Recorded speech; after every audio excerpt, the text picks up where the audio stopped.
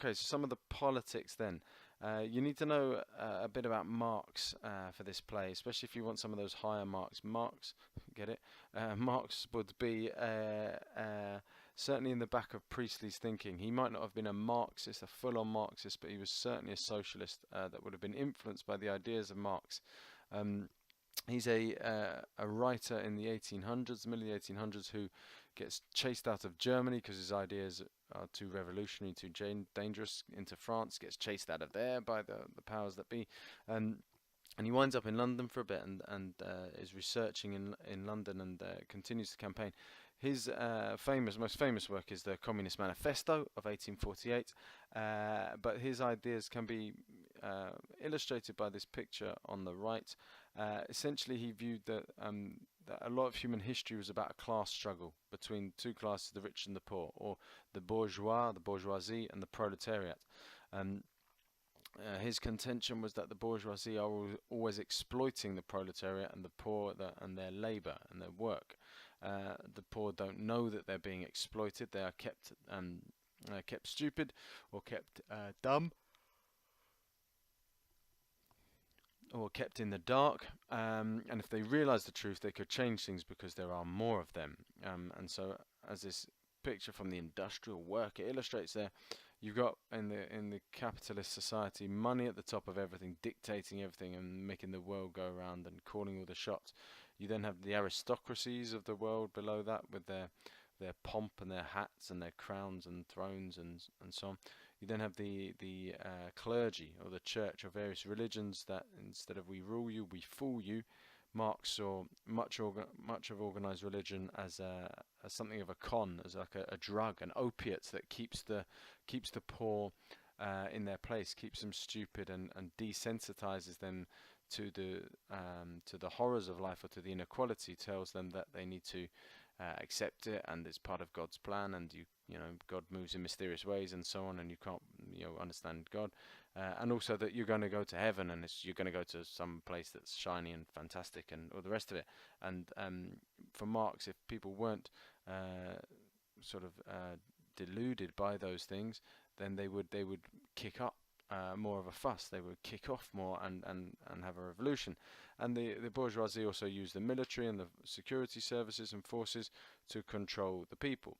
And you have the upper middle class there, we eat for you, which is perhaps the Berlings of this world, and then you have the workers, which would be Eva Smiths of this world. And for Marx, the whole thing falls down without the workers. The whole thing is built on the back of the workers' work and their efforts at the cleaning and the sweeping and the making of the clothes and the building of things and so on. So Priestley would have been, if not a full-on declared Marxist, would have been certainly influenced by Marx's ideas, and you can perhaps hear some of this in some of the rhetoric from the Inspector. So there's the rough political spectrum. You should know this, the left wing and right wing, and where things fit into place. Like I say, Priestley is a socialist, so he is here on the left wing, where the Labour Party traditionally found itself, and indeed perhaps finds itself again. Berling would be on the right wing with a capitalist class, and the extreme of the left wing would be communism, and the extreme of right wing would be fascism. Okay, so a little bit more detail on those two ideologies, communism and capitalism and socialism. Socialism as a belief is that it seeks perhaps more equality between class of people, between all people, and wants the poor to be taken care of more, the richest of society to pay more tax and to shoulder the burden of paying their tax, to pay for things like healthcare and education and public spending. These are traditional views of the Labour Party, and that the workers sort of team up together, go on strike for better conditions and better pay and so on. And the view of living together and looking out for each other, and that people should share their wealth. The classic example of this is something like the NHS, where everyone pays into it, everyone pays a little bit, and everyone can access it when they need to. And very difficult for someone individually to afford someone, like brain cancer treatment, say. But if we all collectively chip in, then those of us that need brain cancer treatment can get it when they need to. So it's a sort of national insurance. And these socialist ideas that that's better for everyone. If you have a more equal society, more healthy, more happy, then that's better for everyone. Um, so the extreme of that would be communism, where the communist regime would dictate absolutely everything, and you couldn't have any private property at all. Capitalism is an economic system where people can own things more, and people are encouraged to privatize things and take them into private ownership.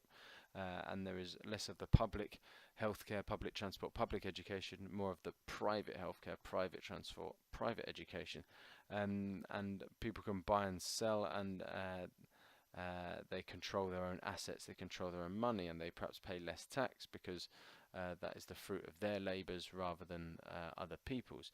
And so the ideology thinks if you work harder, you will be rewarded. People do pay their tax, but the poor should work harder to earn more, should just work their way up.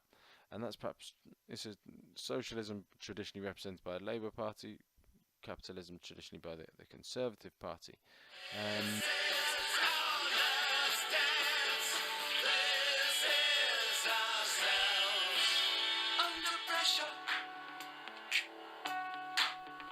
Under pressure.